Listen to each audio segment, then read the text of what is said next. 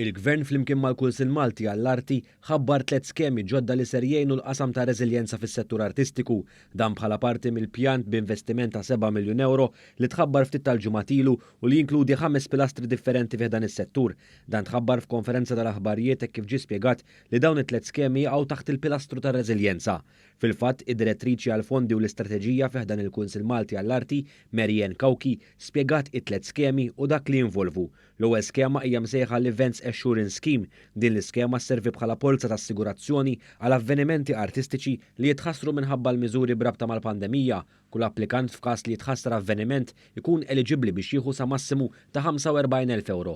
It-tieni skema bl-isem Seat Utilization Scheme se tkun qed tara li kull avveniment ikollu mħallsa sa madwar 350 siġġu minn qabel mill-Gvern b'kull biljett ma jkunx jista' jiswa sa aktar minn 15,000 euro. B'hekk l-organizzaturi jkollhom serħan il-moħħ li dak li qed jippreparaw se jrendi introjtu tajjeb. Għal dawn iż-żewġ skemi flimkien se jkunu allokati 3 miljun euro. Intant it-tliet skema tappoġġja u tmanti l-kreattività artistika hekk kif organizzaturi jew artisti jkunu jistgħu jgawdu minn finanzjament għal programmi artistiċi li jkunu qed jippreparaw.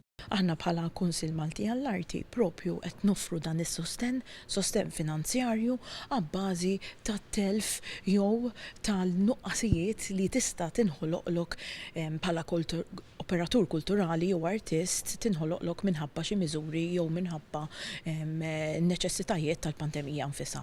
Intant il-Ministru għall-Arti José Herrera irrimarka l-għajnuna kbira li qed jagħti l-Gvern lill-artisti f'dawn iż-żminijiet ta' sfida waqt pandemija. Illum huwa pjaċir kbir tiegħi illi nistgħu nakkomodaw il-karba tas-settur kreattiv.